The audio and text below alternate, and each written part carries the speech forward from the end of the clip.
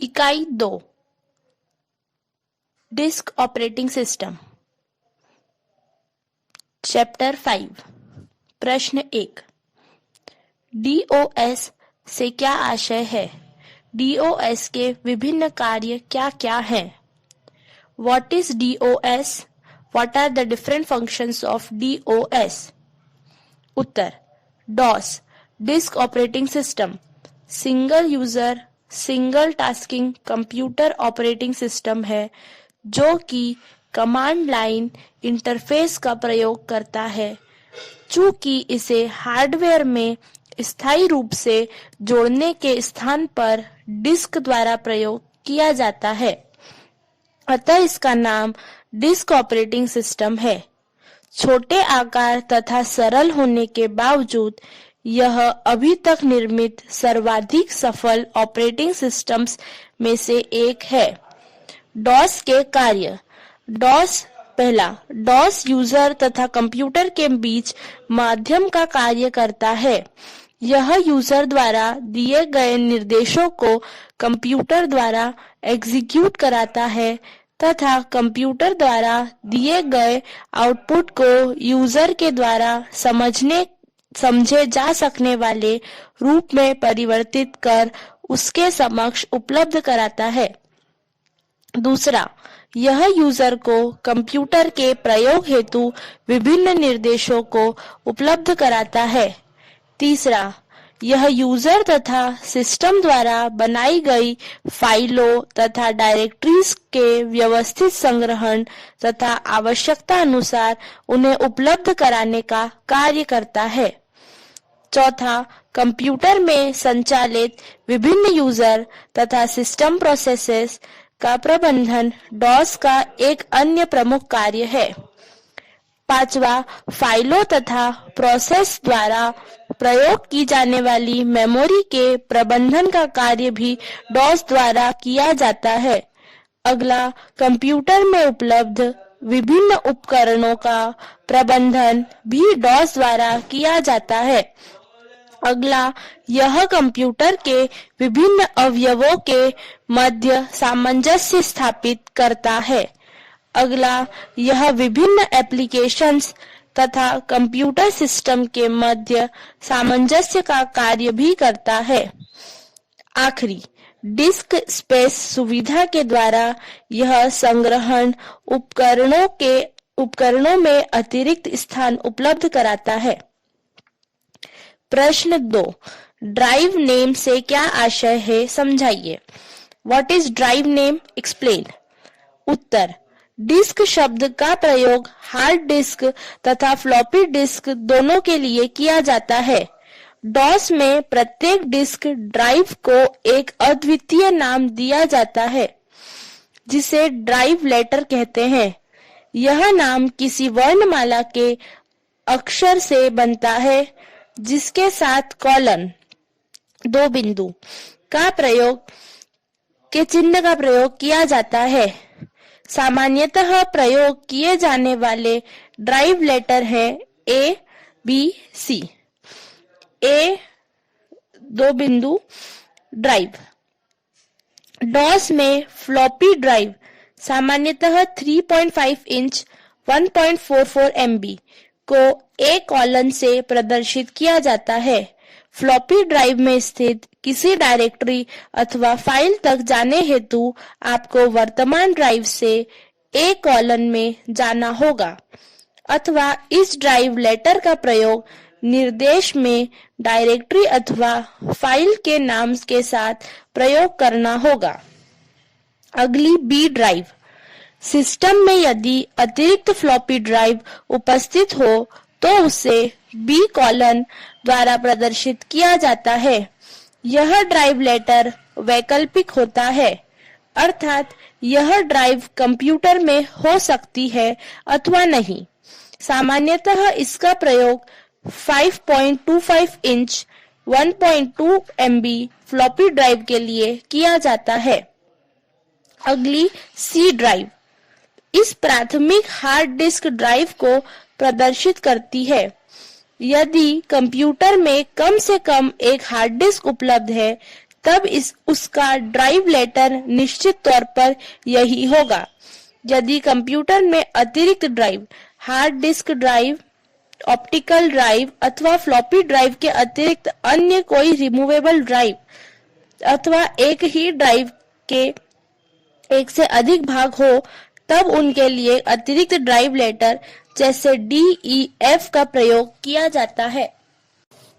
प्रश्न 3, file allocation table क्या होता है? विस्तार पूर्वक समझाइए। What is file allocation table? Explain in detail. Uttar, file का प्रबंधन ऑपरेटिंग सिस्टम के प्रमुख कार्यों में से एक है। किसी फाइल का डिस्क पर संग्रह करना तथा उसे आवश्यकता अनुसार पुनः मेमोरी पर लोड करने का उत्तरदायित्व ऑपरेटिंग सिस्टम का होता है। उचित संग्रहण तथा तीव्र क्रियान्वयन हेतु OS डिस्क की लॉजिकल संरचना निर्धारित करता है, जिसे फाइल सिस्टम कहा जाता है। इस प्रकार की एक संरचना फाइल एलोकेशन टेबल है। इसका विकास बिल गेट्स तथा मार्क मैकडोनाल्ड द्वारा 1977 में किया गया था। डिस्क पर डाटा को सेक्टर में संग्रहित किया जाता है, जो कि डिस्क की सबसे छोटी भौतिकीय इकाई होती है। सामान्यतः सेक्टर का आकार 512 बाइट का होता है।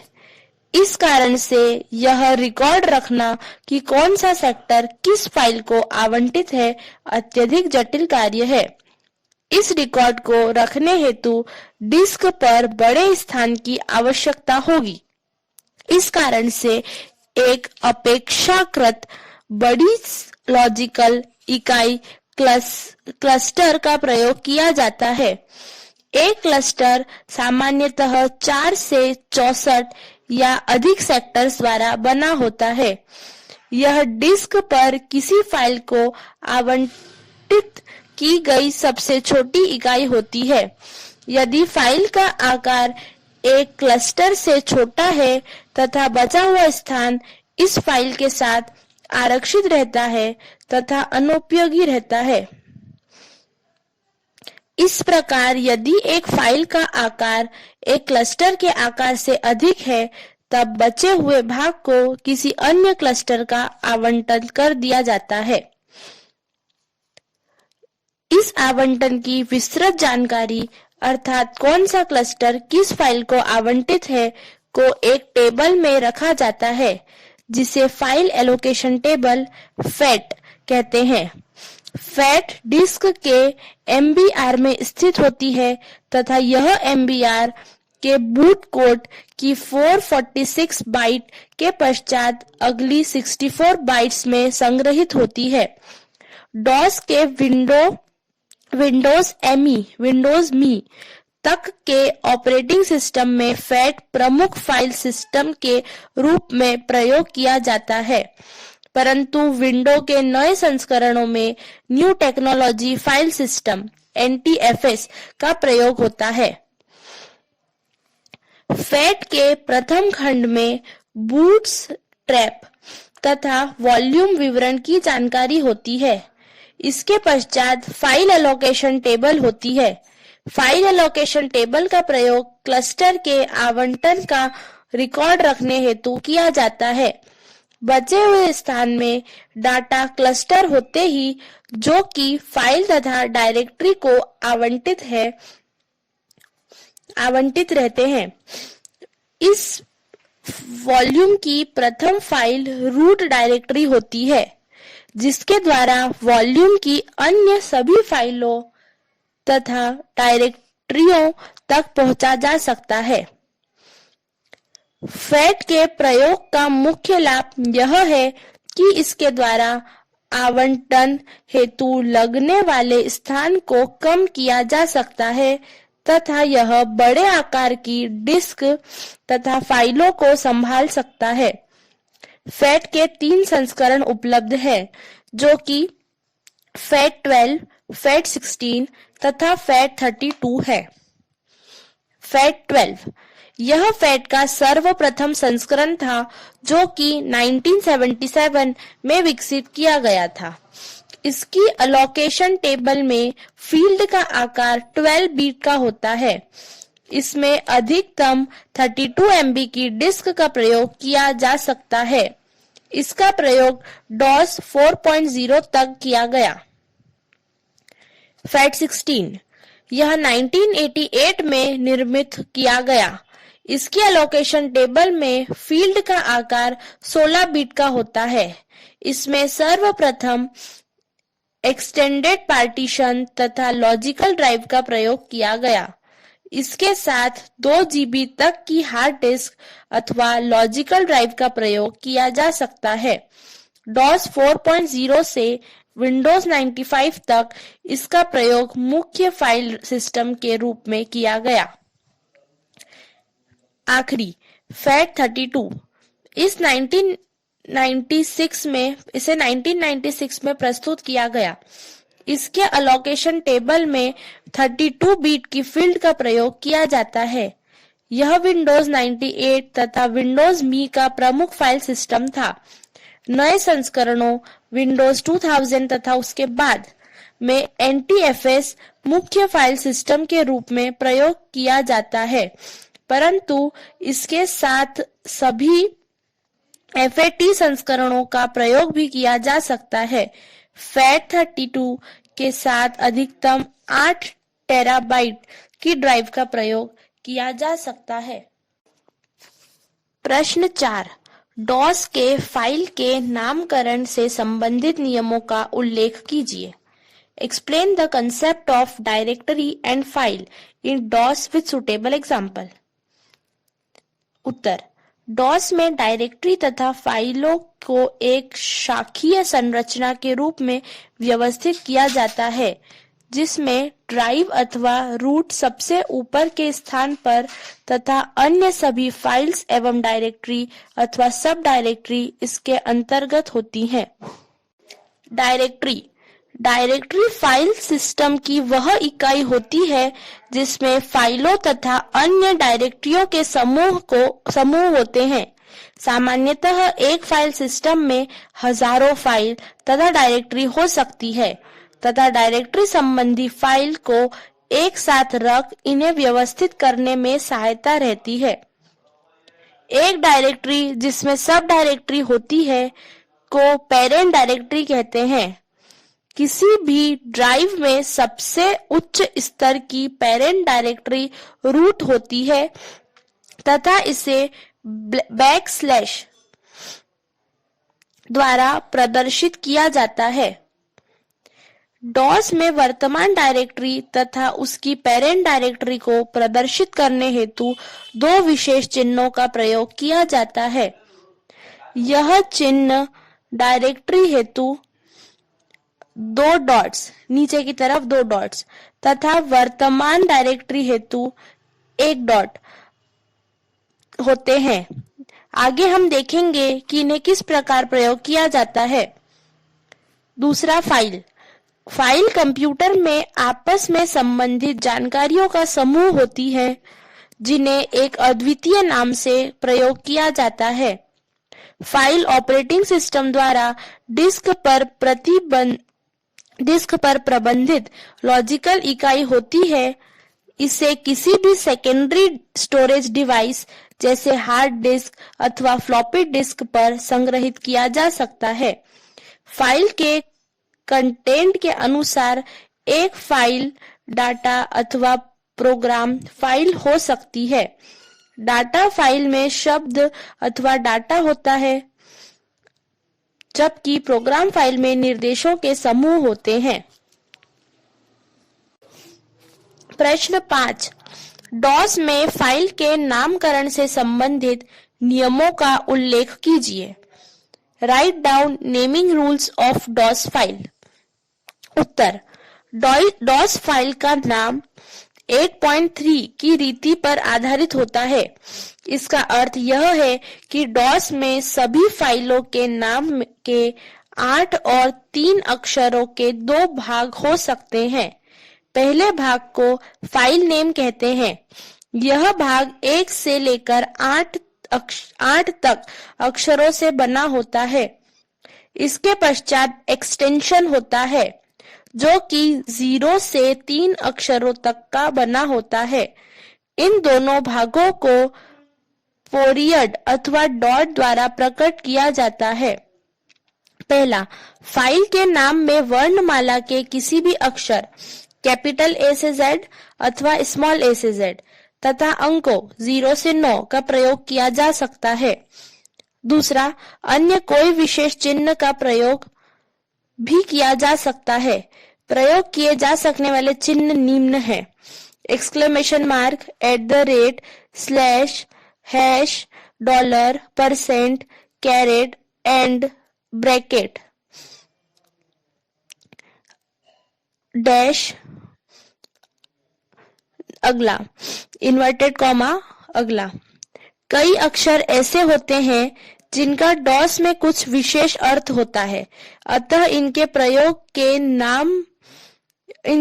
प्रयोग फाइल के नाम में नहीं किया जा सकता। यह अक्षर निम्नलिखित है: पहला स्टार, दूसरा slash, backslash,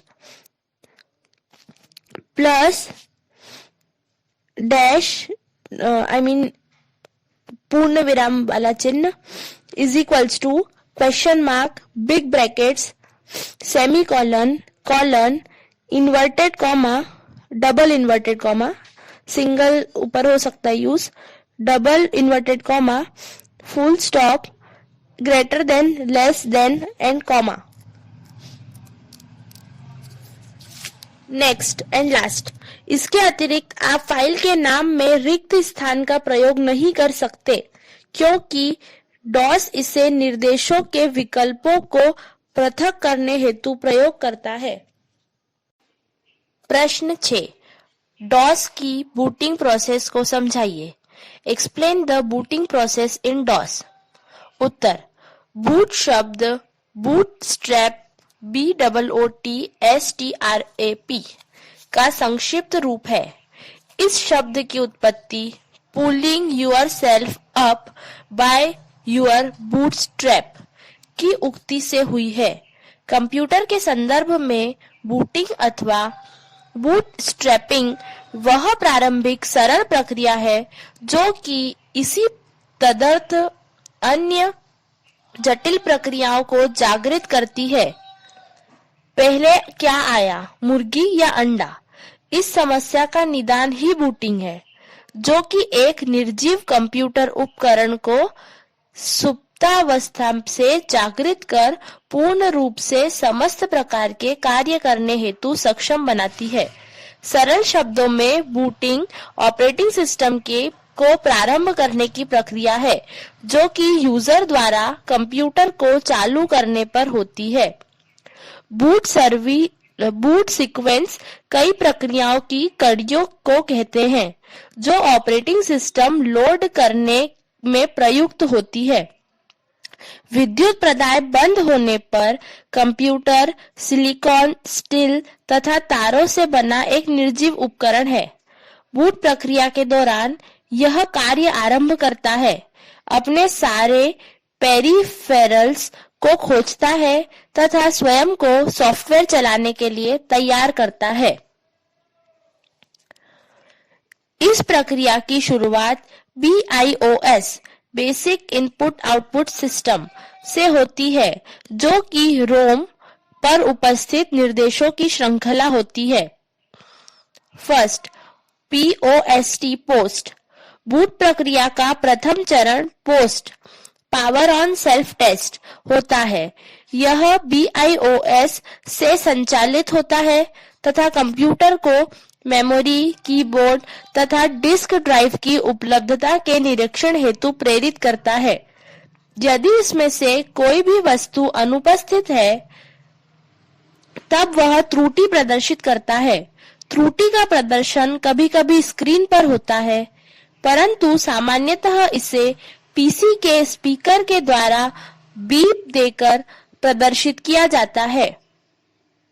next, MBR keyboard, memory तथा उचित डिस्क ड्राइव को सही कार्यरत अवस्था में खोजने के पश्चात BIOS डिस्क पर से आगे के निर्देश देखता है।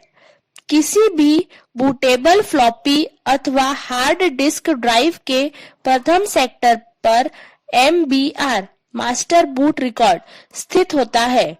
मास्टर बूट रिकॉर्ड में यह सूचना होती है कि आगे की बूट प्रोसेस हेतु कहां पर जाना है।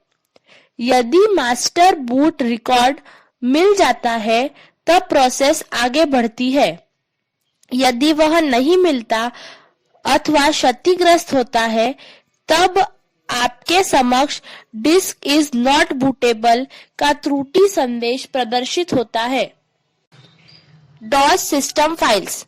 DOS सिस्टम में MBR कंप्यूटर को दो अदृश्य फाइलों की ओर निर्देशित करता है।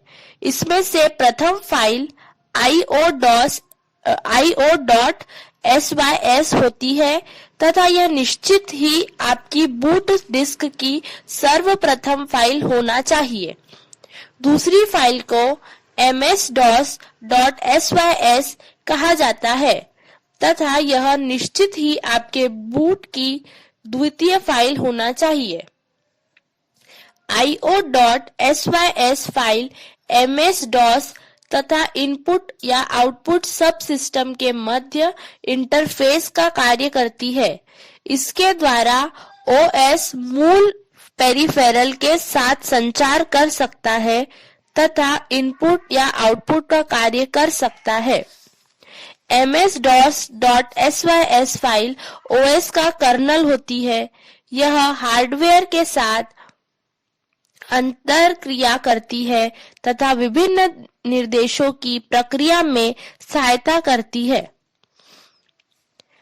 IO.sys तथा MS-DOS.sys दोनों अदृश्य फाइल होती है, अर्थात सामान्यतः आप इन्हें देख नहीं सकते।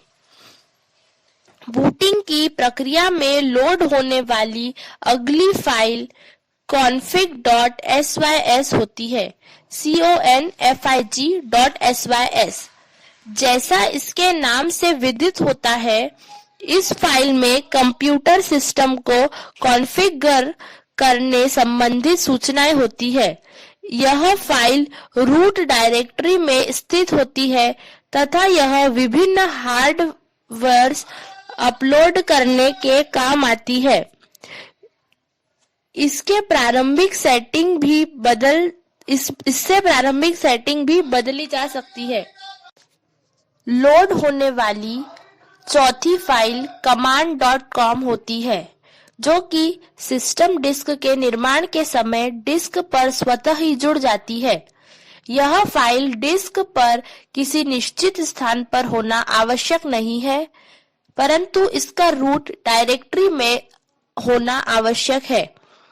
यह आपके द्वारा दिए गए निर्देशों को इंटरप्रेट करने का कार्य करती है। पांचवी तथा अंतिम लोड होने वाली फाइल AUTO, EXE और BAT होती है। यह एक बैच फाइल होती है, अर्थात इनमें उन निर्देशों की सूची होती है जिन्हें फाइल के रन होने पर एग्जीक्यूट किया जाता है। बूट प्रक्रिया के दौरान यह फाइल स्वतः ही एग्जीक्यूट हो जाती है। यह संपूर्ण प्रक्रिया सफलतापूर्वक होने के पश्चात अंत में आपके समक्ष निम्न में से कोई एक प्रॉम्प्ट आ जाता है। A:\C:\\.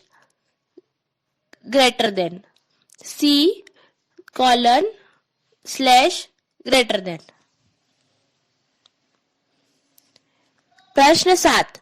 DOS के कमांड से आप क्या समझते हैं? What do you understand by a command in DOS? उत्तर। जैसा कि हमें पहले से ज्ञात है कि DOS कैरेक्टर यूजर इंटरफेस प्रदान करता है, अतः हमें इसको प्रयोग करने तथा अपने कार्यों को पूर्ण करने हेतु कुछ निर्देशों को याद रखने की आवश्यकता होती है। इन निर्देशों को कुछ आर्ग्यूमेंट्स की आवश्यकता हो सकती है। इनके साथ कुछ विकल्पों का प्रयोग भी किया जा सकता है, जिनके द्वारा निर्देश के आउटपुट को फिल्टर किया जाता है।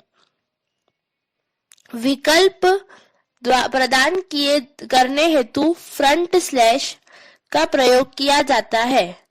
डॉस में कमांड्स को दो श्रेणियों में रखा जाता है, आंतरिक तथा बाह्य। प्रश्न 8, डॉस के आंतरिक तथा बाह्य निर्देशों को उदाहरण सहित समझाइए। Explain the internal and external DOS commands with example. उत्तर, इंटरनल कमांड्स या आंतरिक निर्देश, यह निर्देश command.com का भाग होते हैं, जो कि डॉस की बूटिंग के समय मेमोरी में लोड हो जाती है। जब इन निर्देशों का प्रयोग करते हैं तथा डॉस को इन्हें सेकेंडरी स्टोरेज उपकरण पर खोजने की आवश्यकता नहीं होती। dir, md, cd आदि आंतरिक निर्देशों के उदाहरण है। बाह्य निर्देश, डॉस द्वारा प्रयोग में लाए जाने वाले अन्य निर्देशों को बाह्य निर्देश कहा जाता है।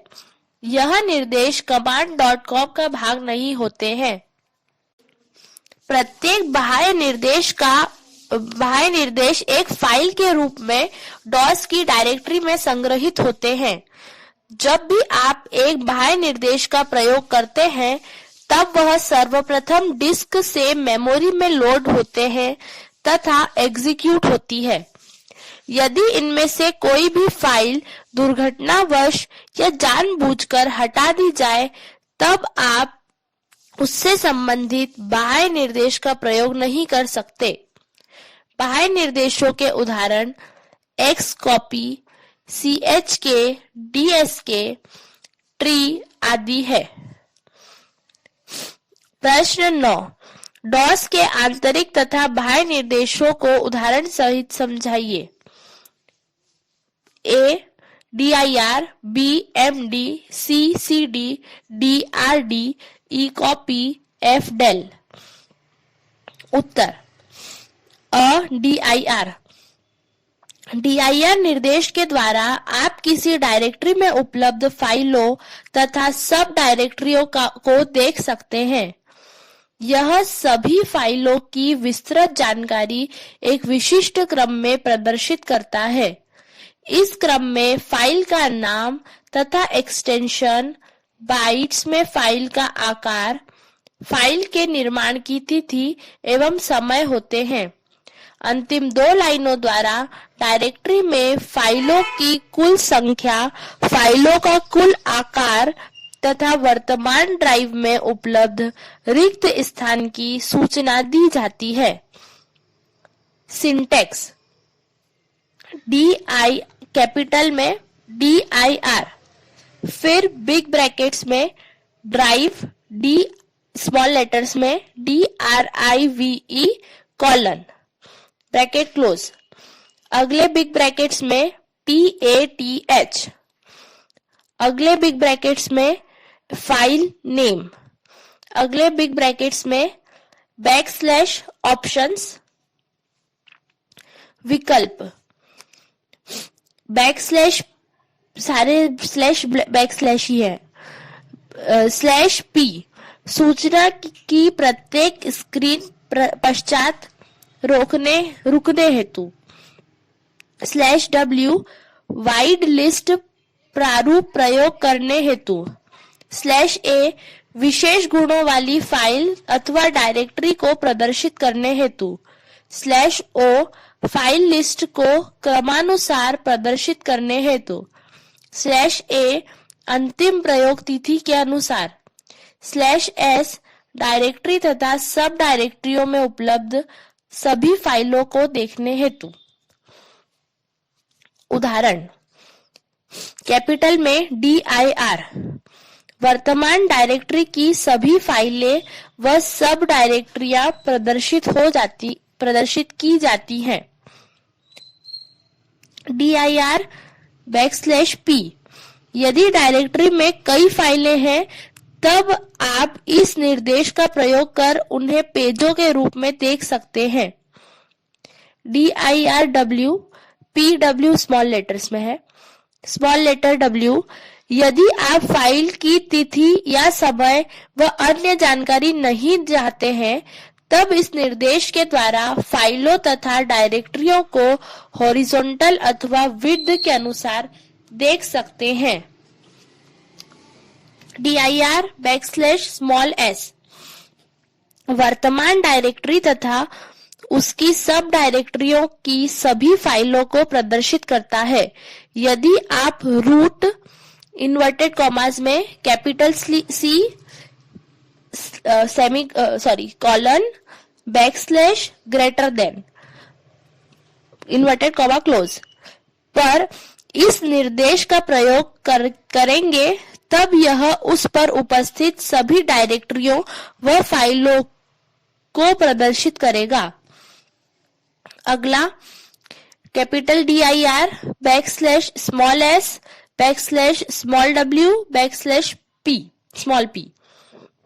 यह निर्देश वर्तमान डायरेक्टरी तथा उनकी सब डायरेक्टरी की सभी फाइलों को विड्थ के अनुसार पेजों के रूप में प्रदर्शित करेगा। कैपिटल में md\mkdir इसके द्वारा आप MS-DOS में नई डायरेक्टरियां बना सकते हैं। यह डायरेक्टरियां वर्तमान डायरेक्टरियों के अंदर निर्मित होती हैं। सिंटैक्स कैपिटल लेटर्स में mkdir big bracket start drive column bracket close path.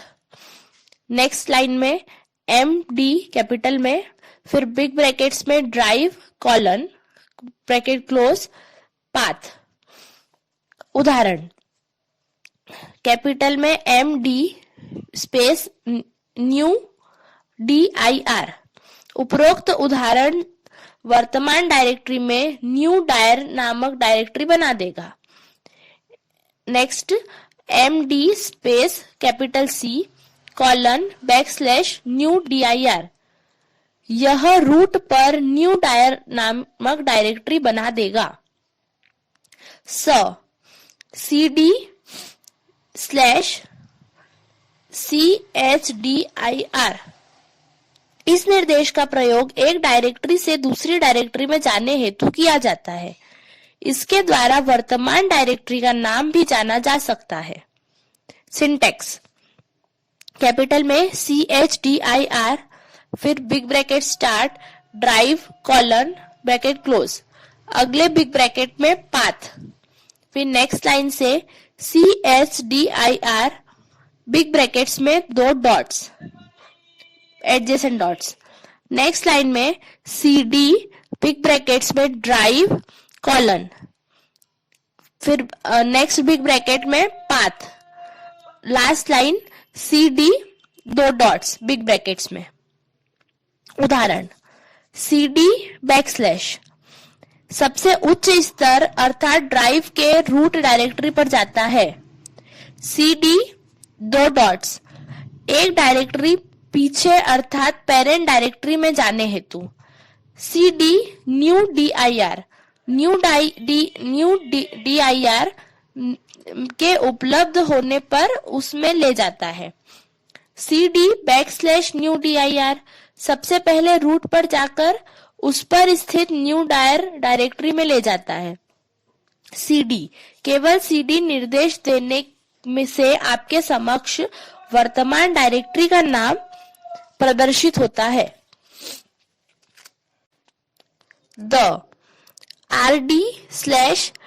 rd/rmdir सब कैपिटल में रिक्त डायरेक्टरियों को हटाने हेतु इसका प्रयोग किया जाता है। ऐसी डायरेक्टरी जिसमें फाइल अथवा सब डायरेक्टरियां हो को हटाने हेतु आपको उसकी सभी फाइलों तथा सब डायरेक्टरियों को हटाना होगा।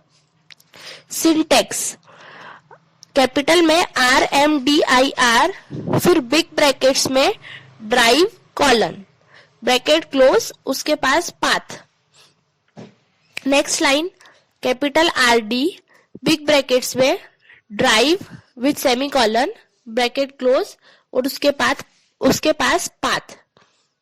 उदाहरण, capital RD space capital C colon backslash new dir।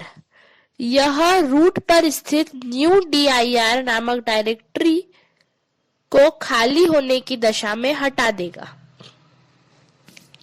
copy COPY इस निर्देश द्वारा एक या अधिक फाइलों को उसी अथवा दूसरे नाम से कॉपी किया जा सकता है।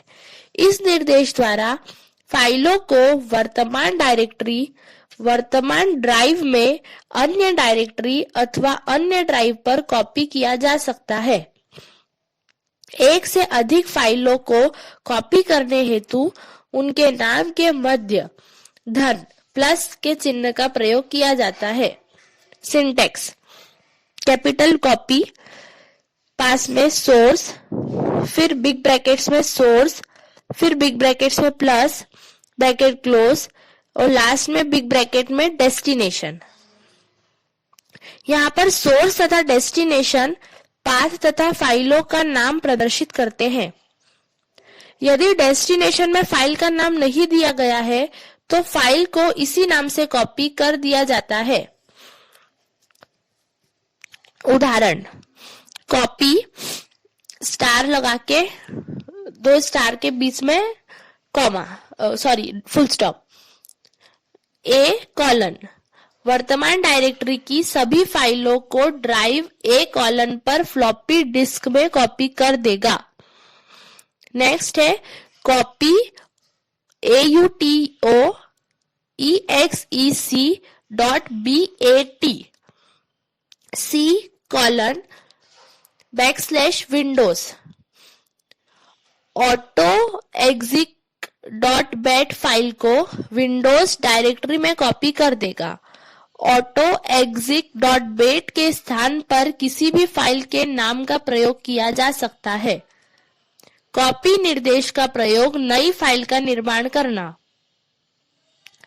आप कॉपी निर्देश का प्रयोग कर एक नई फाइल भी कर सकते हैं। निम्न उदाहरण में हम test.txt नामक फाइल का निर्माण करेंगे।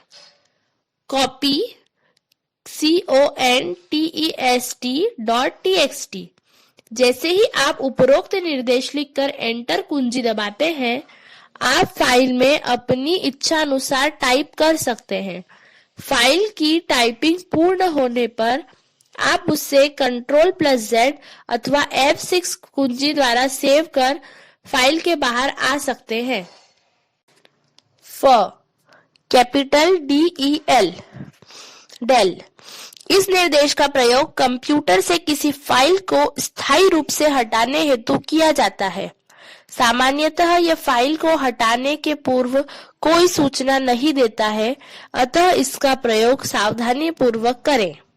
सिंटेक्स, डेल बिग ब्रैकेट्स में ड्राइव कॉलन बिग ब्रैकेट्स में पाथ और फिर फाइल नेम। विकल्प, /p फाइल को हटाने के पूर्व स्वीकृति ग्रहण करने हेतु, /f रीड ऑनली फाइलों को बलपूर्वक हटाने हेतु, /s फाइल को सभी सब डायरेक्टरियों से हटाने हेतु। उदाहरण, कैपिटल DEL test.tmp यह test.tmp फाइल को वर्तमान डायरेक्टरी से हटा देगा। del C /temp/star.star star wild card चिन्ह होता है। star.star का अर्थ यह है कि आप वर्तमान डायरेक्टरी अर्थात C:/temp की संपूर्ण फाइलों को हटाना चाहते हैं। del C:/windows/temp/est.tmp क्वेश्चन यह एक अक्षर हेतु सिंगल वाइल्ड कार्ड चिन्ह है। इस निर्देश द्वारा किसी भी ऐसी फाइल जिसके नाम के अंत में est.tmp हो, जैसे टेस्ट tmp, बेस्ट tmp आदि को डिलीट किया जा सकता है। प्रश्न 10, निम्न डॉस निर्देशों को उनके विकल्पों तथा उदाहरण सहित समझाइए। Explain the following DOS commands with their options and examples. A. REN, B. VOL, C. DATE, D. TIME, E. CLS, F. PATH, G. TYPY, TYPE। उत्तर A.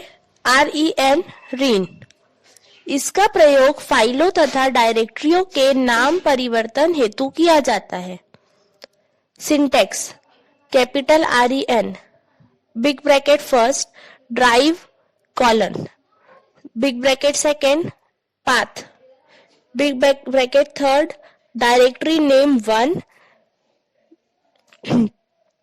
Slash file name 1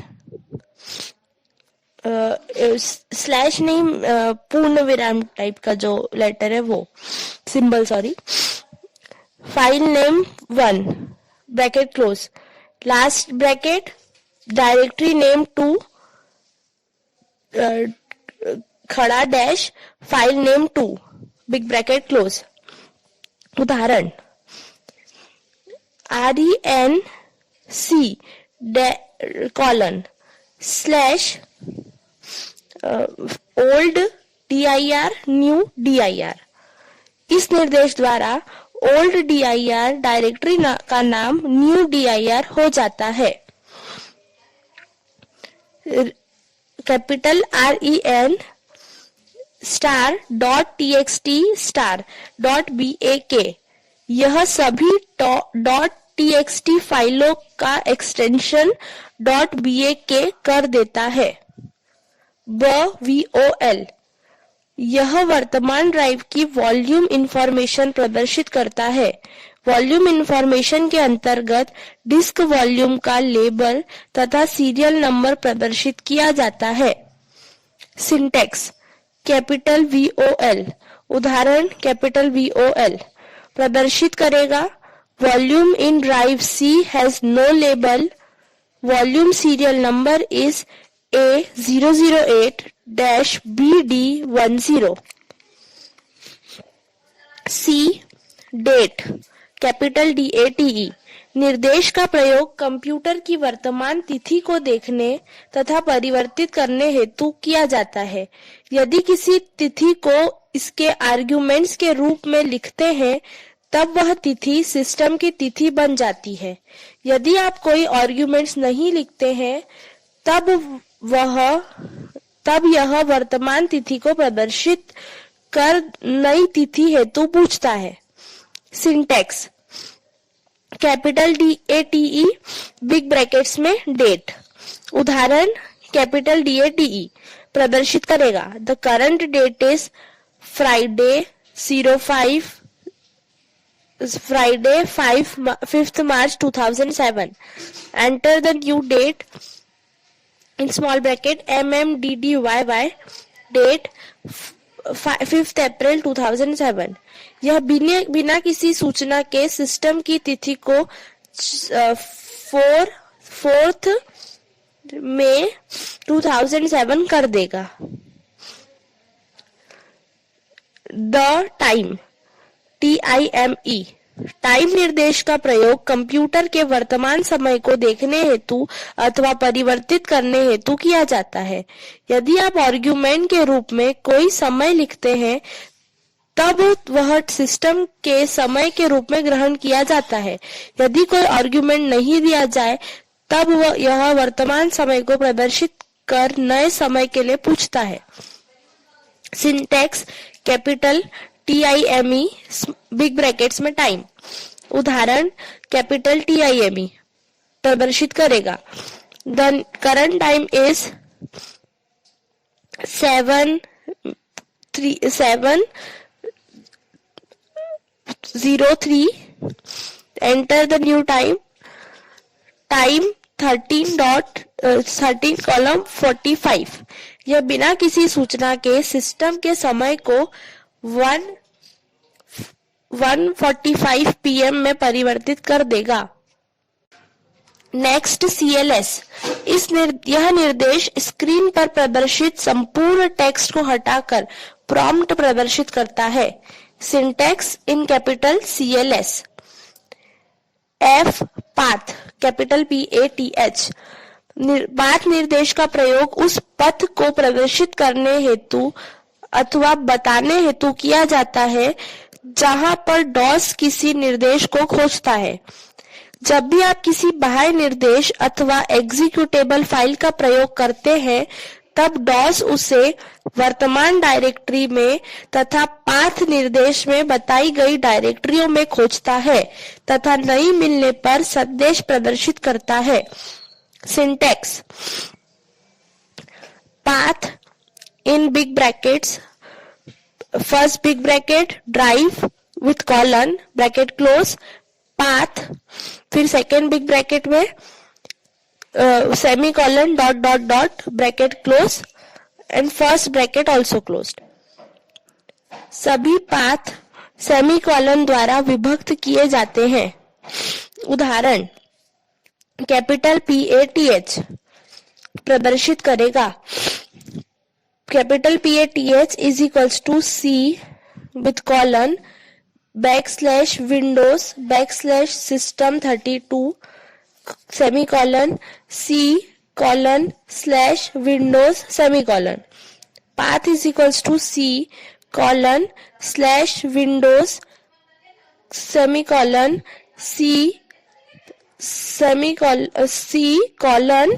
C:/new dir।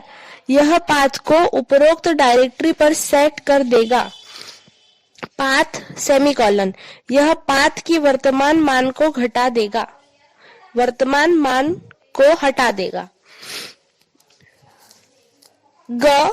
Type TYPE। इसके द्वारा आप एक या अधिक फाइलों के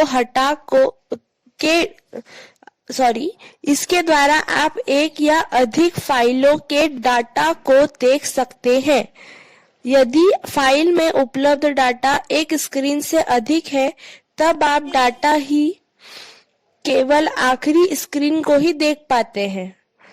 इस स्थिति में डाटा को बीच में रोकने हेतु Ctrl+S अथवा पॉज PAUSE कुंजी का प्रयोग किया जा सकता है। Syntax TYPE first big brackets में drive with colon, second big brackets में पाथ, फिर ब्रैकेट के बाहर फाइल नेम। उदाहरण type capital C with column /autox.bat autoexec.bat file का डेटा स्क्रीन पर प्रदर्शित होगा। प्रश्न 11। निम्न DOS निर्देशों को उनके विकल्पों तथा उदाहरण सहित समझाइए। Explain following DOS commands with their options and example. A. chkdsk, B. xcopy, C. print, D. disk copy, E. disk comp, F. DOS key. A. chkdsk। यह निर्देश कंप्यूटर की हार्ड डिस्क ड्राइव पर किसी cross link file, bat sector या किसी अन्य त्रुटि का पता कर रिपोर्ट स्क्रीन पर प्रदर्शित करता है। इस रिपोर्ट में कुल स्थान, प्रयोग किए गए तथा रिक्त स्थान, फाइलों की संख्या, डिस्क वॉल्यूम, आवंटन इकाइयों का आकार तथा संख्या तथा बैट सेक्टर आदि प्रदर्शित होते हैं। इस निर्देश का प्रयोग उपरोक्त त्रुटियों को सुधारने हेतु भी किया जा सकता है। सिंटैक्स कैपिटल में CHKDSK, बिग ब्रैकेट्स में ड्राइव विथ कॉलन, फिर नेक्स्ट कंप्लीट बिग ब्रैकेट्स में एक छोटा बिग ब्रैकेट जिसमें पाथ, फिर उसके बाहर फाइल नेम, फिर बिग ब्रैकेट क्लोज, फिर नेक्स्ट बिग ब्रैकेट में /f bracket close, next big bracket में /v ब्रैकेट क्लोज, दोनों स्लैश फ्रंट स्लैश रहेंगे। विकल्प /f डिस्क की त्रुटियों को ठीक करने हेतु, /v डिस्क की प्रत्येक फाइल का पूर्ण पाथ व नाम प्रदर्शित करने हेतु। उदाहरण chk dsk space c with colon drive C की त्रुटियों की जांच करेगा। नेक्स्ट एक्स कॉपी, यह कॉपी निर्देश का प्रभावशाली संस्करण है जिसमें कुछ अतिरिक्त विशेषताएं भी उपलब्ध है। इसमें फाइलों, डायरेक्टरियों, यहाँ तक कि संपूर्ण ड्राइव को एक स्थान से दूसरे स्थान पर कॉपी करने की क्षमता होती है। सिंटैक्स एक्स कॉपी सोर्स इन बिग ब्रैकेट्स डेस्टिनेशन, फिर दूसरे बिग ब्रैकेट में /s, फिर एक बिग ब्रैकेट में /e, फिर नेक्स्ट बिग ब्रैकेट में /w। विकल्प /e रिक्त डायरेक्टरियों तथा सब डायरेक्टरियों को छोड़कर कॉपी करने हेतु, /e रिक्त डायरेक्टरियों तथा सब डायरेक्टरियों सहित कॉपी करने हेतु, /w कॉपी करने के पूर्व कोई कुंजी दबाने की सूचना देने हेतु, /h हिडन तथा सिस्टम फाइलों को कॉपी करने हेतु, /y पूर्व में उपस्थित फाइलों को बिना सूचना के नई फाइलों में बदलने हेतु। उदाहरण एक्स कॉपी C /TMPE/E, पहला /बैकस्लैश था, दूसरा फ्रंट स्लैश था। उक्त उदाहरण द्वारा आप उपरोक्त डायरेक्टरी की सभी फाइलों व सब डायरेक्टरियों को वर्तमान डायरेक्टरी में कॉपी कर सकते हैं। X copy H /***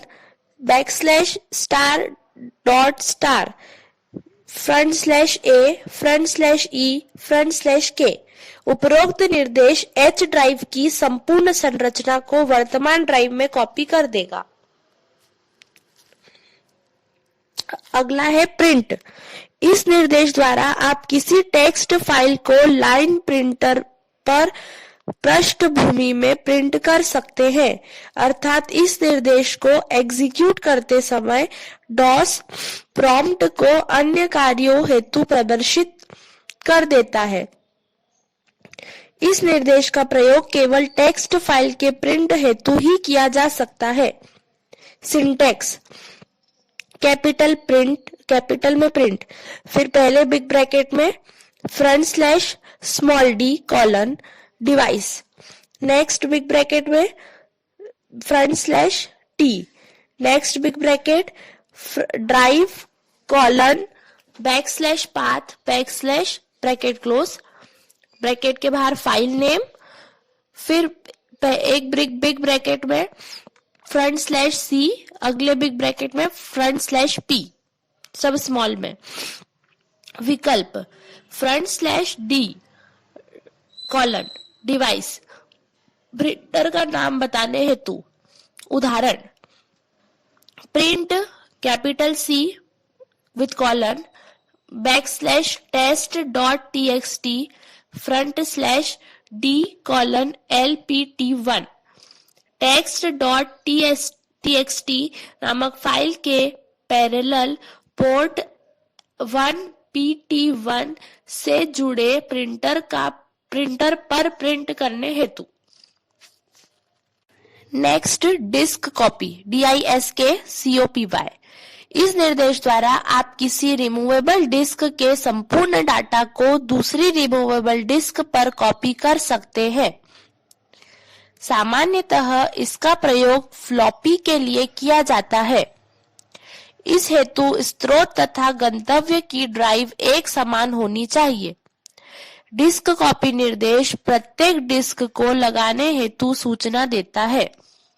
syntax disk copy in big brackets drive1 colon in big brackets drive 2 bracket close, फिर एक बिग ब्रैकेट में \1, नेक्स्ट में \v, नेक्स्ट में \m।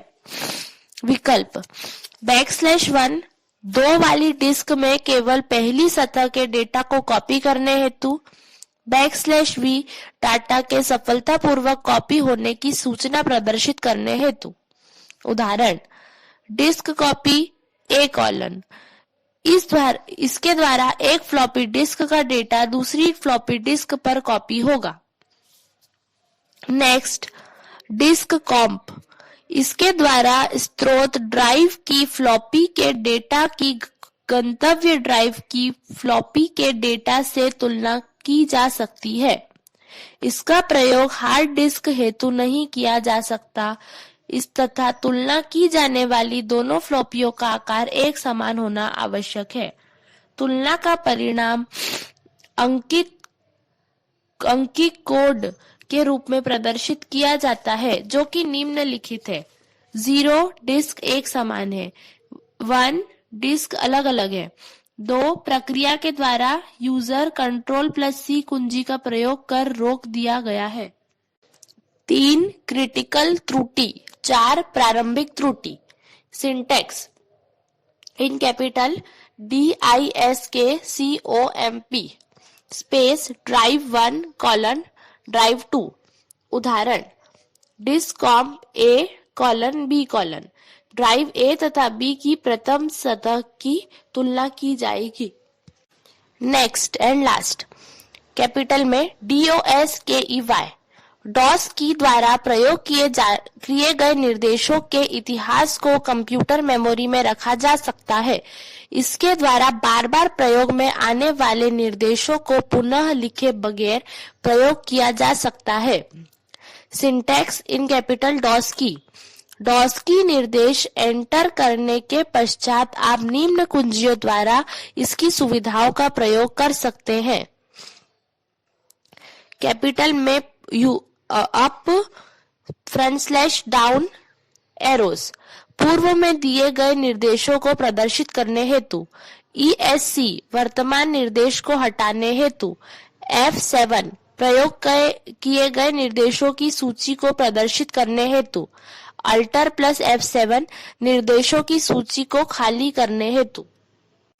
प्रश्न 12 निम्न डॉस निर्देशों को उनके विकल्पों तथा उदाहरण सहित समझाइए। A tree, B move, C label, D format, E sort, F edit। Uttar A tree TREE यह आपके समक्ष संपूर्ण डायरेक्टरी संरचना अर्थात सभी फाइलों व फोल्डरों को प्रदर्शित करता है। यह आउटपुट को एक शाखीय संरचना द्वारा प्रदर्शित करता है, जिसमें सब डायरेक्टरी शाखाओं द्वारा पेरेंट डायरेक्टरी से जुड़ी होती है। Syntax in capital tree drive colon /path /f विकल्प /f प्रत्येक डायरेक्टरी में फाइलों के नाम प्रदर्शित करता है। उदाहरण tree C colon C drive की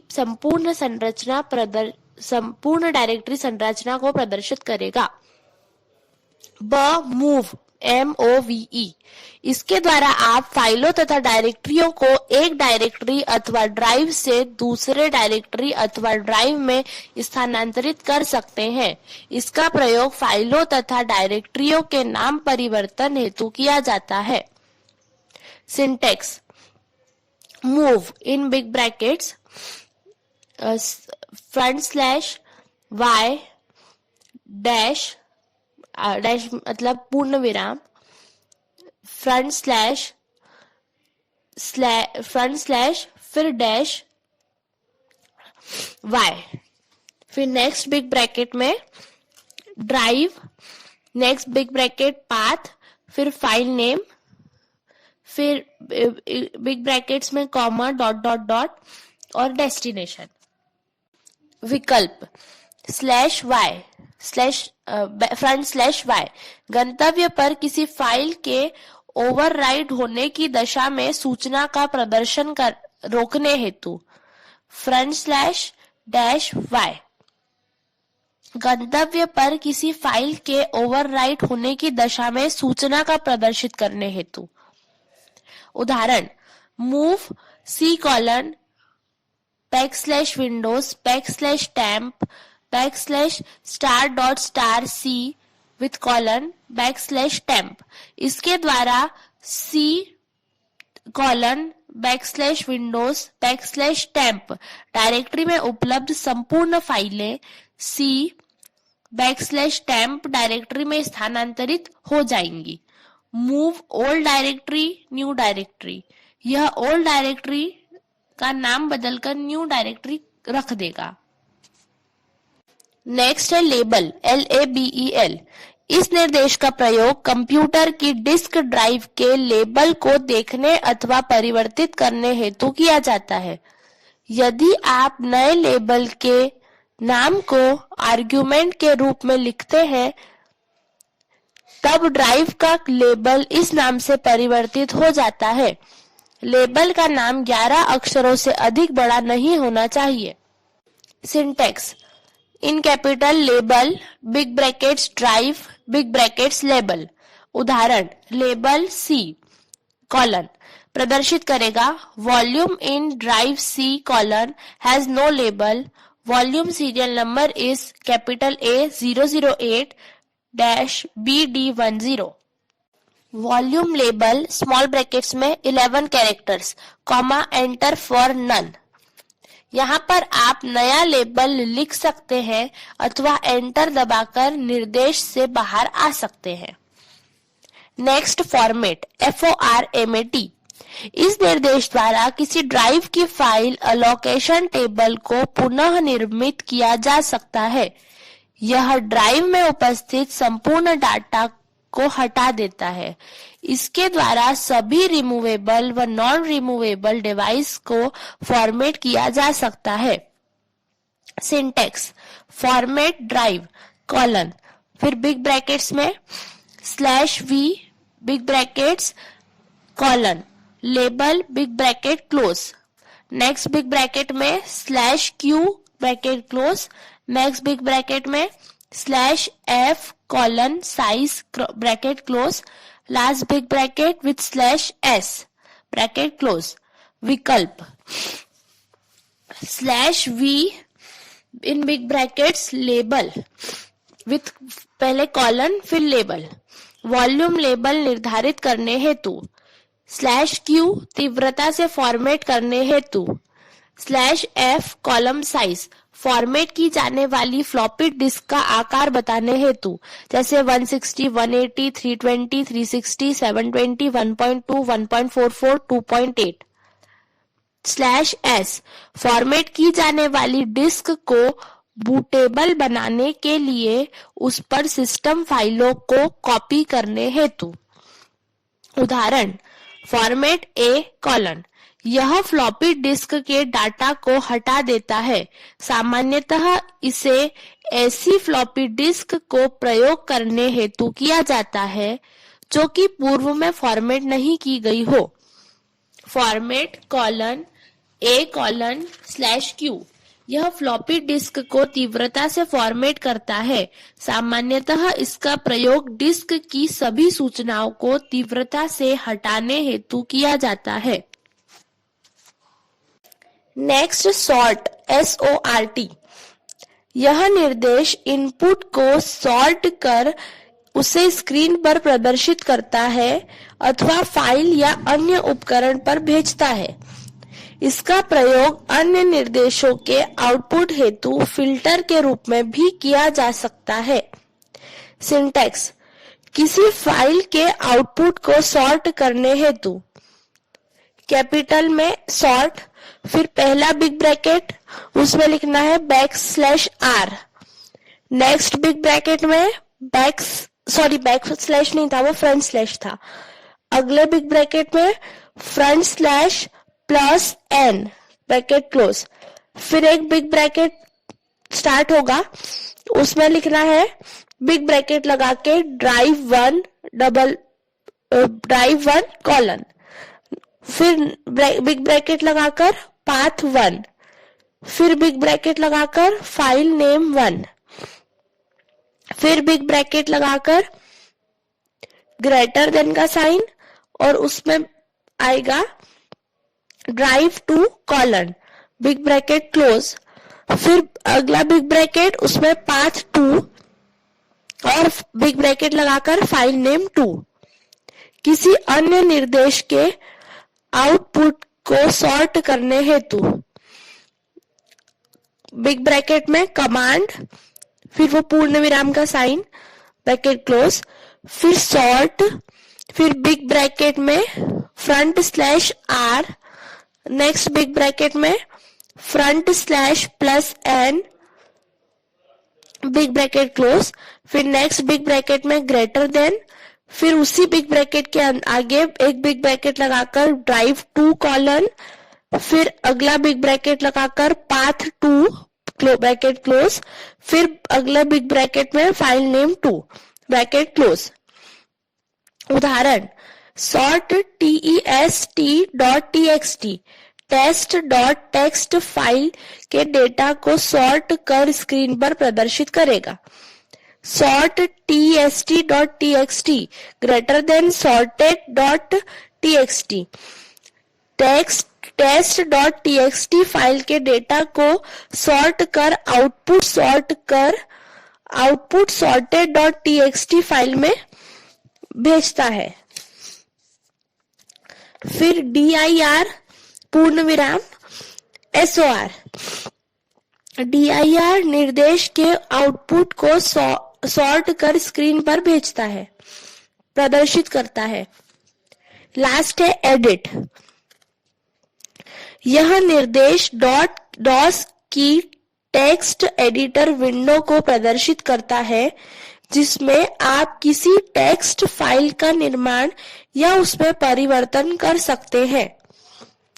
यह एडिटर पूर्णतः मेन्यू आधारित होता है, जिस Alt के साथ अन्य शॉर्टकट कुंजियों या माउस द्वारा प्रयोग किया जा सकता है। आप किसी फाइल के पाथ को इसके आर्गुमेंट के रूप में दे सकते हैं। यदि DOS को वह फाइल मिल जाती है तो वह उसे टेक्स्ट एडिटर में प्रदर्शित कर देता है, अन्यथा रिक्त टेक्स्ट एडिटर को उस फाइल के नाम के साथ प्रदर्शित कर देता है, जिसे बाद में सेव किया जा सकता है। Syntax in capital edit EDIT, फिर बिग ब्रैकेट में फ्रंट स्लैश B, अगले बिग ब्रैकेट में फ्रंट स्लैश R, अगले बिग ब्रैकेट में फ्रंट स्लैश S, अगले बिग ब्रैकेट में फ्रंट स्लैश क्वेश्चन मार्क, अगले बिग ब्रैकेट में फाइल्स। विकल्प front slash B monochrome window प्रदर्शित करने हेतु, फ्रंट स्लैश R फाइल को रीड ओनली मोड में प्रदर्शित करने हेतु, फ्रंट स्लैश S छोटे फाइल नेम का प्रयोग आवश्यक रूप से करने हेतु, front slash question mark help screen को प्रदर्शित करने हेतु। उदाहरण एडिट, यह रिक्त टेक्स्ट एडिटर को स्क्रीन पर प्रदर्शित करता है जिसमें आप फाइल का निर्माण कर उसे सेव कर सकते हैं। Front slash edit C drive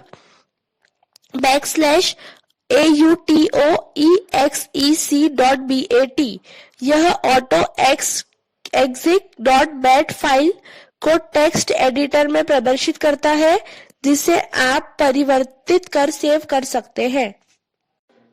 chapter 5A operating system. प्रश्न 13, ऑपरेटिंग सिस्टम से क्या आशय है? ऑपरेटिंग सिस्टम के विभिन्न फंक्शंस का वर्णन कीजिए। What is operating system? Describe various functions of OS। Uttar, operating system OS computer का ऐसा सॉफ्टवेयर अवयव है जो कि संपूर्ण क्रियाओं के नियोजन तथा सामंजस्य व संसाधनों के प्रयोग हेतु उत्तरदायी होता है। यह कंप्यूटर का मुख्य नियंत्रक प्रोग्राम होता है। यह सर्वप्रथम क्रियान्वित होने वाला प्रोग्राम होता है। जब कंप्यूटर को शुरू किया जाता है तब प्रारंभिक बूट प्रोग्राम ओएस की मेमोरी में स्थापित करता है। ओएस कंप्यूटर के क्रियाकलापों का नियंत्रण करता है, डाटा के इनपुट तथा आउटपुट को निर्देशित करता है, फाइलों की जानकारी रखता है तथा कंप्यूटर के प्रोग्रामों के क्रियान्वयन का नियंत्रण करता है। इसकी प्रमुख भूमिका कंप्यूटर हार्डवेयर की क्रियाओं के नियोजन, एप्लीकेशन प्रोग्राम के क्रियान्वयन, यूजर तथा कंप्यूटर के बीच माध्यम तथा विभिन्न कार्यों हेतु कंप्यूटर संसाधनों का आवंटन करने की होती है। यह सामान्यतः अत्यधिक बड़ा व जटिल प्रोग्राम होता है। ओएस के मुख्य उद्देश्य निम्न है। पहला, यूजर को सुविधा प्रदान करना। ओएस का प्रथम उद्देश्य कंप्यूटर को यूजर के कार्यों हेतु सुगम बनाना है। एक ओएस का लक्ष्य हार्डवेयर संसाधनों की जटिलता को छुपाकर उनकी सेवाओं को यूजर के समक्ष व्यवस्थित रूप से उपलब्ध कराना है। यह सेवाएं दो प्रकार की होती हैं। वे सेवाएं जो यूजर को सभी प्रकार के इनपुट या आउटपुट उपकरणों जैसे माउस, कीबोर्ड, मॉनिटर, प्रिंटर आदि द्वारा सीधे उपलब्ध होती है तथा वे सेवाएं जो उन एप्लीकेशन प्रोग्रामों के लिए होती है जो यूजर को सेवाएं उपलब्ध कराते हैं। दूसरा, संसाधनों का प्रबंधन। एप्लीकेशन प्रोग्रामों को उपलब्ध की जाने वाली सेवाएं ओएस तथा हार्डवेयर द्वारा संयुक्त रूप से उपलब्ध कराई जाती है। ओएस सभी एप्लीकेशन तथा यूजर को हार्डवेयर उपकरणों के प्रयोग हेतु एक आसान माध्यम उपलब्ध कराता है। यह हार्डवेयर संसाधनों का प्रबंधन करता है तथा उनका नियंत्रण भी करता है, जिससे इन संसाधनों को कुशलता पूर्वक तथा बिना किसी मतभेद के प्रयोग किया जा सकता है। यह विभिन्न प्रोग्रामों के क्रियान्वयन का नियंत्रण कर त्रुटियों तथा कंप्यूटर के अनुचित प्रयोग की रोकथाम भी करता है। ऑपरेटिंग सिस्टम के कार्य। ऑपरेटिंग सिस्टम के मुख्य कार्य निम्नलिखित हैं। पहला, प्रोसेस प्रबंधन। एक प्रोसेस को हम क्रियान्वित किए जा रहे प्रोग्राम के रूप में परिभाषित करते हैं। सामान्यतः सीपीयू कई प्रोसेस को एक साथ क्रियान्वित करता है, जिसमें कुछ यूजर प्रोसेस तथा कुछ सिस्टम प्रोसेस होते हैं। ओएस इन प्रोसेसों के प्रबंधन हेतु उत्तरदायी होता है। प्रोसेस के प्रबंधन में प्रोसेस का सृजन तथा समापन, प्रोसेस का नियोजन, विभिन्न प्रोसेसों के मध्य सामंजस्य, प्रोसेस के मध्य संचार, प्रोसेस हेतु इनपुट या आउटपुट तथा अन्य संसाधनों का प्रबंधन आदि कार्य शामिल है। प्रोसेस के नियोजन हेतु एल्गोरिदम्स का प्रयोग किया जाता है। यदि कोई ओएस कई प्रोसेसों को एक साथ क्रियान्वित करने में सक्षम है तो इन सभी क्रियाशील प्रोसेस के नियोजन हेतु वह कई एल्गोरिदम जैसे first come first serve, FCFS अथवा राउंड रॉबिन आदि का प्रयोग कर सकता है। दूसरा, मेमोरी प्रबंधन।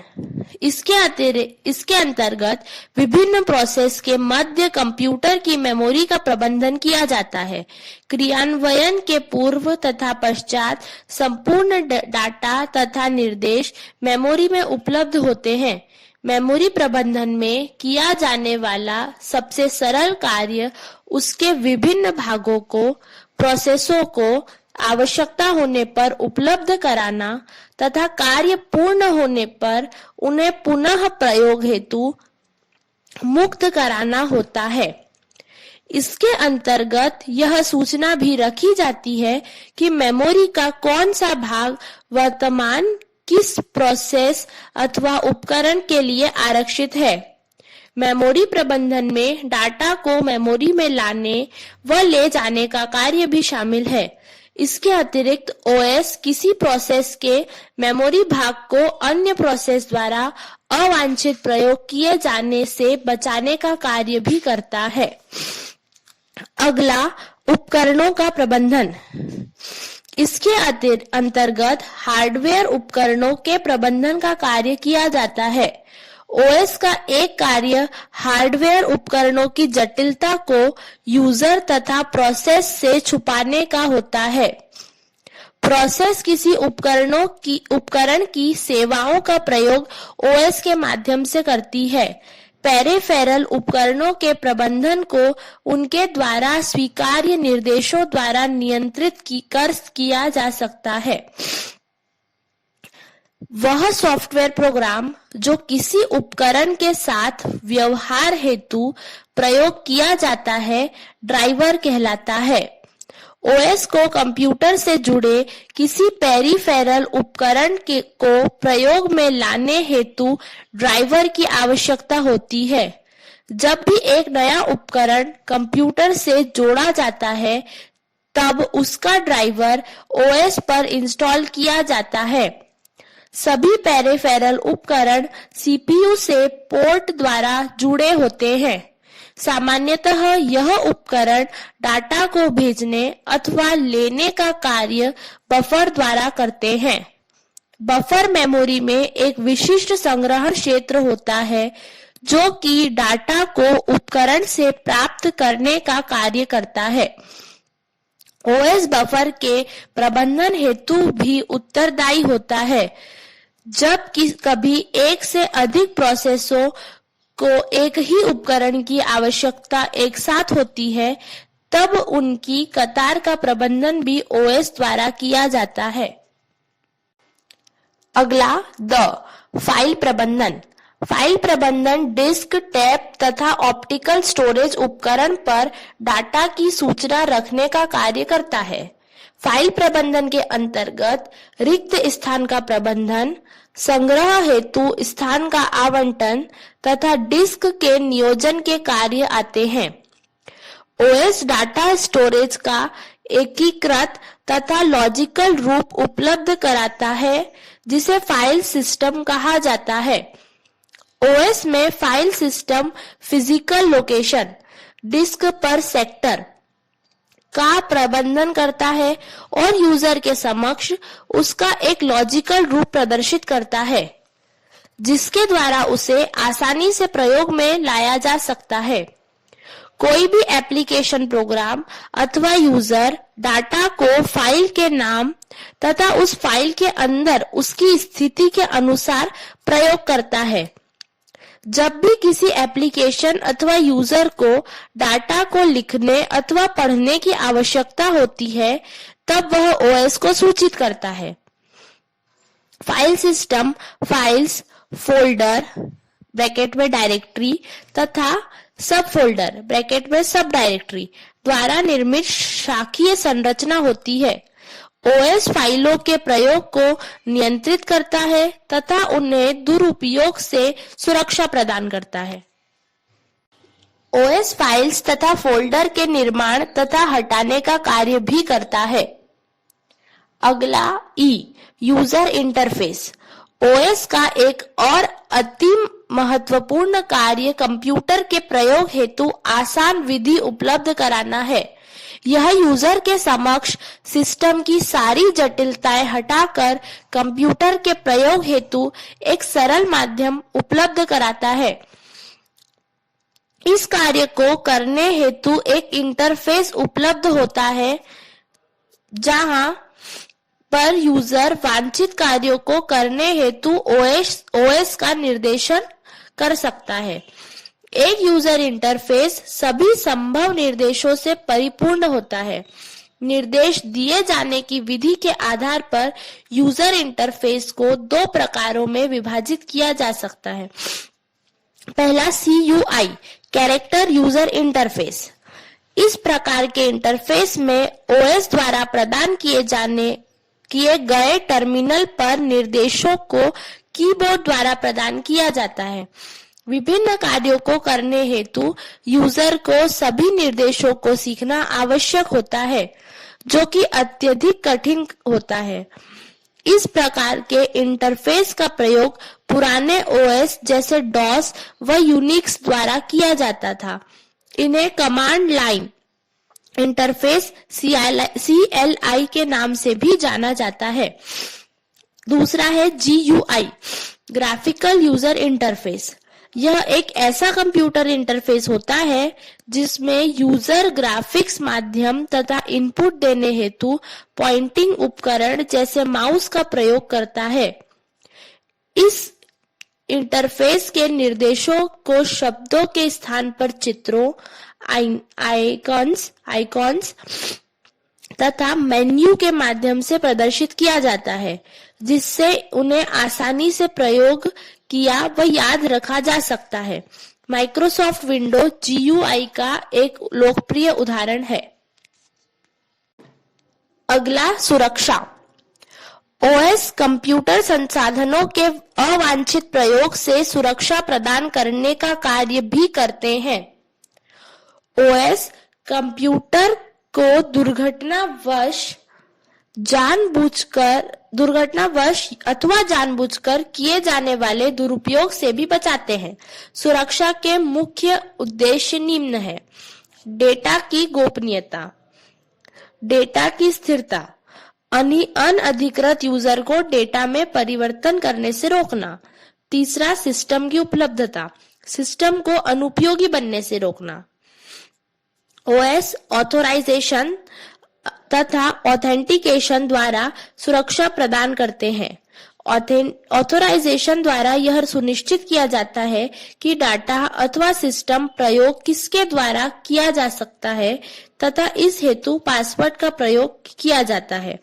ऑथेंटिकेशन उन गतिविधियों को परिभाषित करता है जो कि किसी अधिकृत यूजर द्वारा डाटा अथवा सिस्टम पर की जा सकती है तथा इसे विभिन्न अधिकारों को प्रदान कर सुनिश्चित किया जाता है। प्रश्न 14, ऑपरेटिंग सिस्टम के विभिन्न प्रकारों का वर्णन कीजिए। Describe various types of operating system. Uttar, operating system तथा कंप्यूटर हार्डवेयर का एक दूसरे पर गहरा प्रभाव पड़ता है।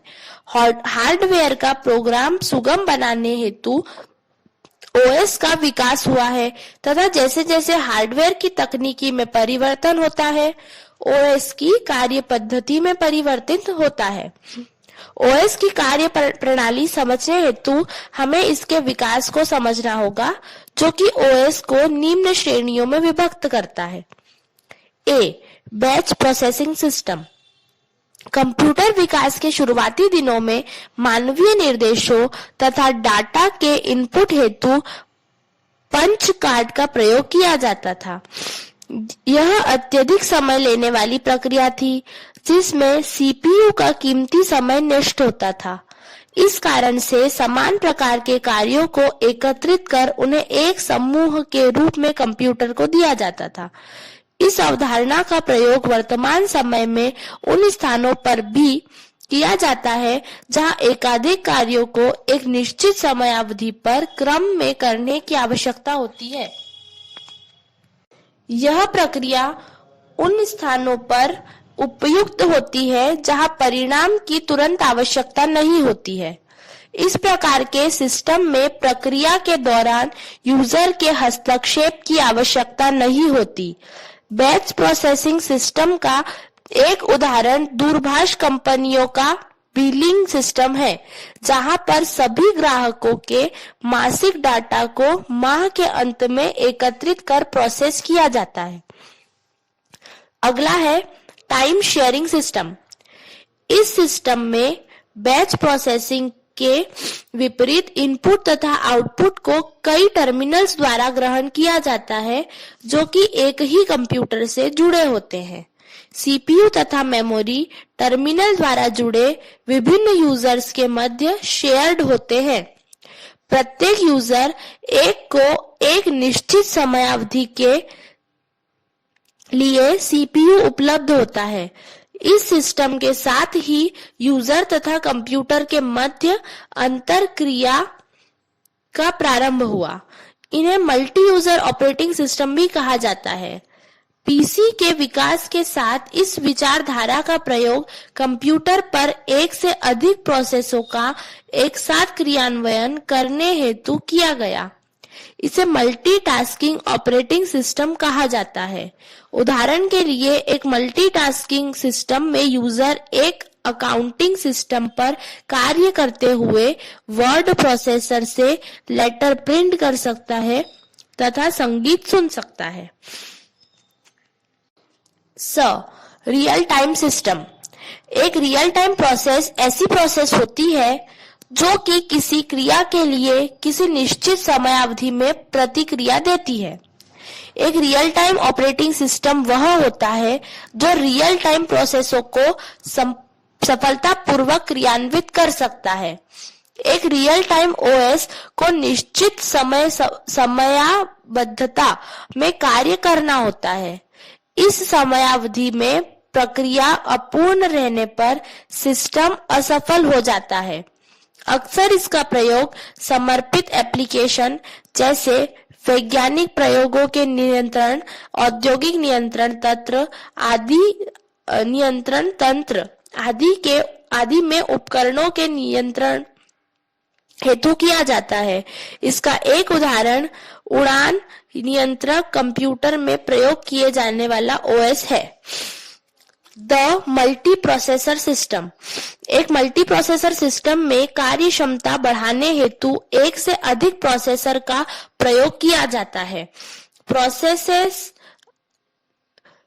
सभी प्रोसेस पर वितरित कर दिया जाता है। इसे पैरेलल प्रोसेसिंग सिस्टम भी कहा जाता है। ऐसा ऑपरेटिंग सिस्टम जो कि मल्टी प्रोसेसर सिस्टम हेतु प्रयोग किया जाता है मल्टी प्रोसेसर ऑपरेटिंग सिस्टम कहलाता है। Embedded operating system. एक एम्बेडेड सिस्टम ऐसा उपकरण है जिसमें जुड़ी चिप पर कंप्यूटर लॉजिक उपलब्ध होता है। यह चिप उपकरण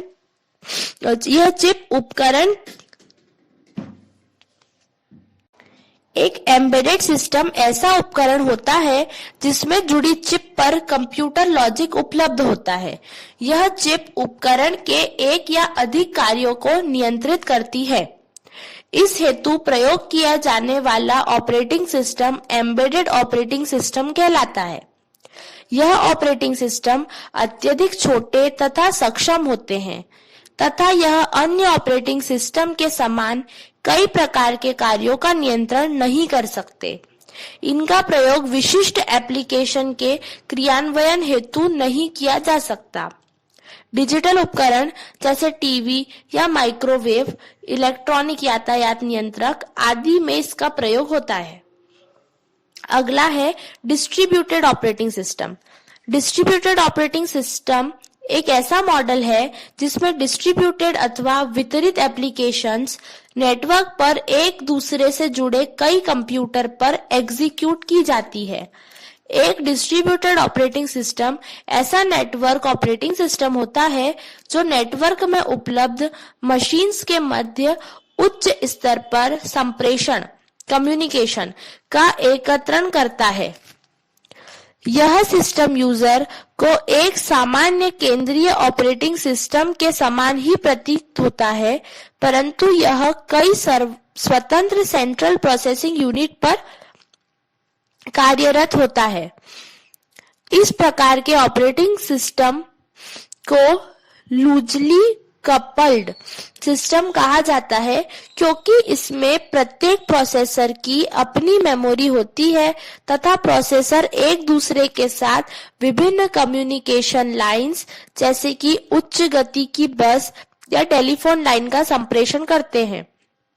डिस्ट्रीब्यूटेड ऑपरेटिंग सिस्टम के अंतर्गत स्वतंत्र कंप्यूटर सिस्टम का समूह होता है जो एक दूसरे के साथ लैन अथवा वैन का संप्रेषण तथा सहकार्य करने में सक्षम होते हैं। प्रश्न 15 मोबाइल उपकरणों द्वारा प्रयोग किए जाने वाले दो लोकप्रिय ऑपरेटिंग सिस्टम का वर्णन कीजिए। Describe two popular OS which are used in mobile devices. उत्तर, पहला iOS, small I capital OS.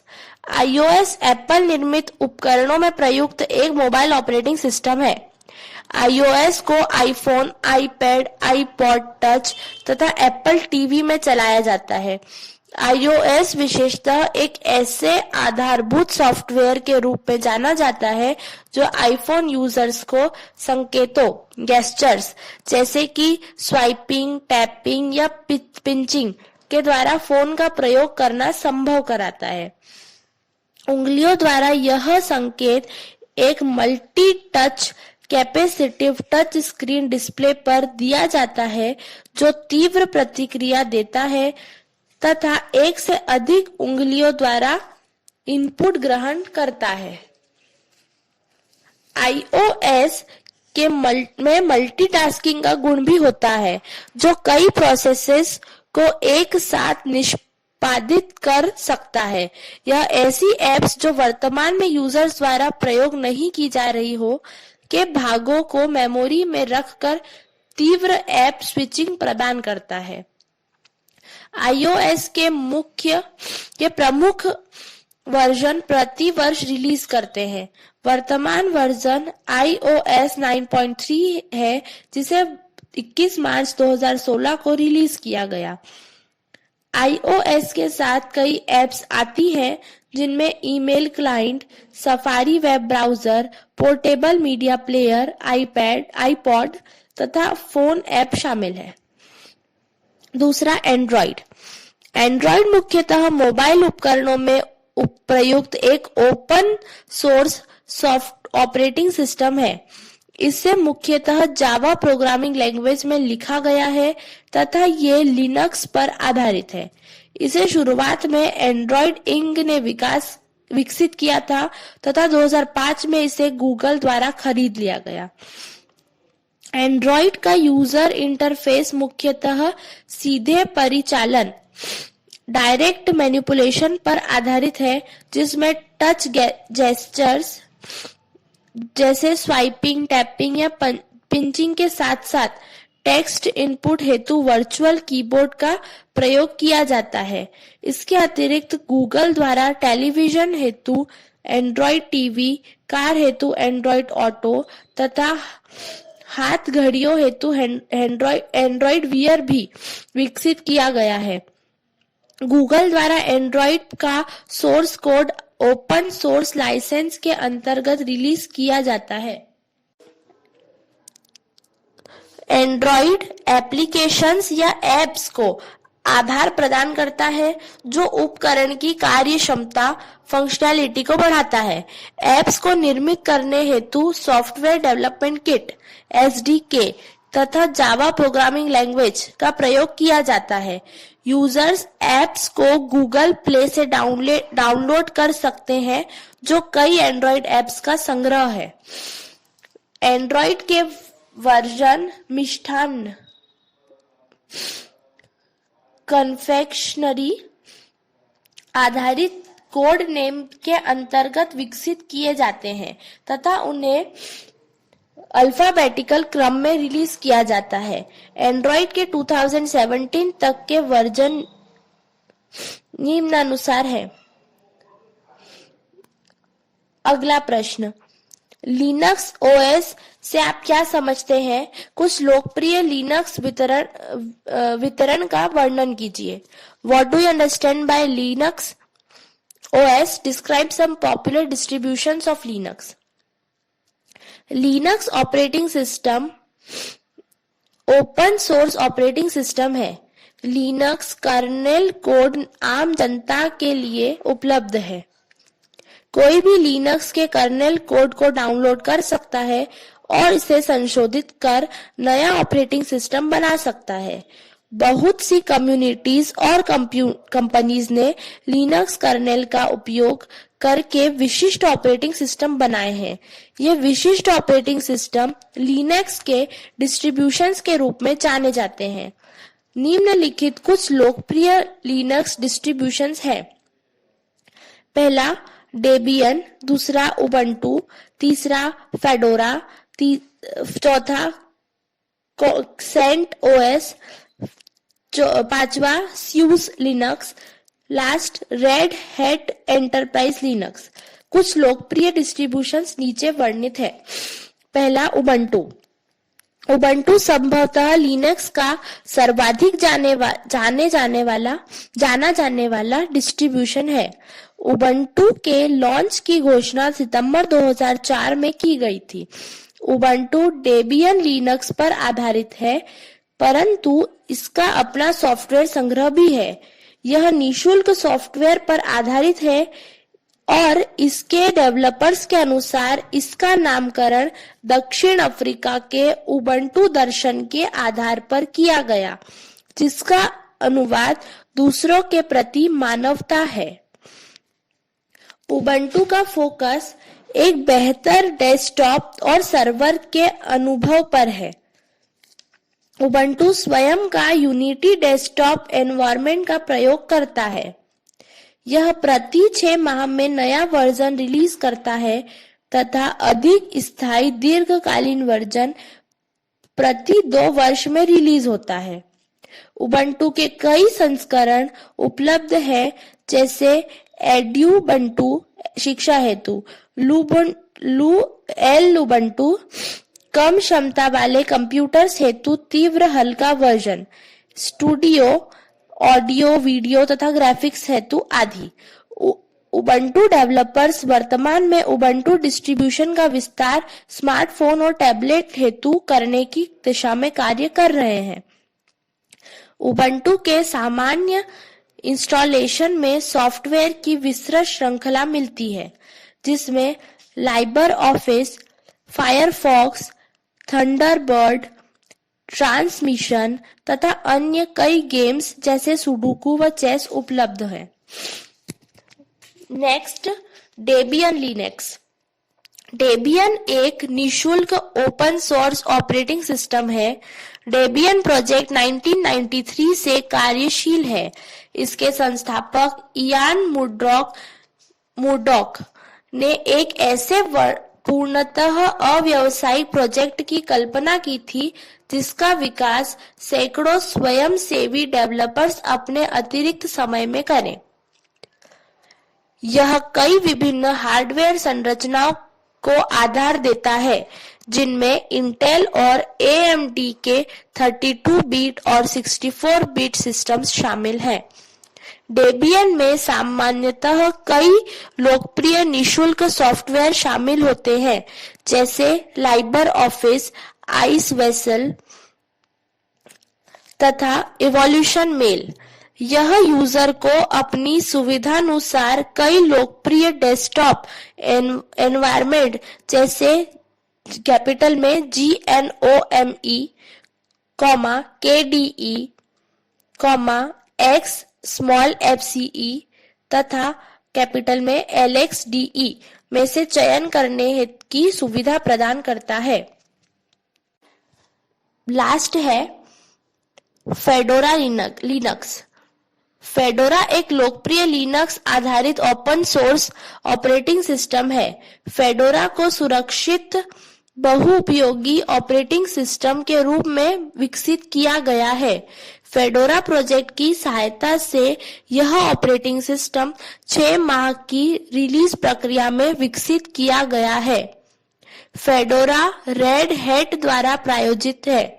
Fedora को उबंटू के बाद दूसरा सर्वाधिक प्रयुक्त लिनक्स डिस्ट्रीब्यूशन बन गया है। फेडोरा पर आधारित 100 से अधिक डिस्ट्रीब्यूशन है, जिनमें red hat enterprise Linux RHEL भी शामिल है। लघु उत्तरीय प्रश्न। प्रश्न 1, ऑपरेटिंग सिस्टम से क्या आशय है? ऑपरेटिंग सिस्टम के विभिन्न फंक्शंस का वर्णन कीजिए। What do understand by operating system? उत्तर प्रश्न 1 देखें। प्रश्न 2, ऑपरेटिंग सिस्टम के प्रोसेस तथा मेमोरी मैनेजमेंट फंक्शंस को समझाइए। Describe process and memory management functions of OS। उत्तर प्रश्न 1 का अ व ब देखें। तीसरा, ऑपरेटिंग सिस्टम द्वारा प्रदान किए जाने वाले यूजर मैनेजमेंट फंक्शन पर टिप्पणी लिखिए। Write short note on the user management function provided by operating system. उत्तर प्रश्न 1 का ई देखें। अगला, रियल टाइम ऑपरेटिंग सिस्टम पर टिप्पणी लिखिए। Write a short note on real time operating system. उत्तर प्रश्न 3 का अ देखें। अगला, बैच प्रोसेसिंग ऑपरेटिंग सिस्टम का वर्णन कीजिए। Describe the batch processing operating system. उत्तर प्रश्न 3 का स देखें। अगला, एम्बेडेड ऑपरेटिंग सिस्टम से आप क्या समझते हैं? What do you understand by embedded operating system? उत्तर प्रश्न 3 का ई देखें। प्रश्न 7, डिस्ट्रीब्यूटेड ऑपरेटिंग सिस्टम पर टिप्पणी लिखिए। Write a short note on distributed operating system. उत्तर प्रश्न 3 का फ देखें। प्रश्न 8, iOS पर टिप्पणी लिखिए। Write a short note on iOS। उत्तर प्रश्न 15 का अ देखें। प्रश्न 9, मोबाइल उपकरणों हेतु एंड्रॉइड सबसे लोकप्रिय ओएस है, इसका संक्षिप्त विवरण लिखिए। Android is the most popular OS for mobile devices, describe it in brief. उत्तर प्रश्न 15 का ब देखें।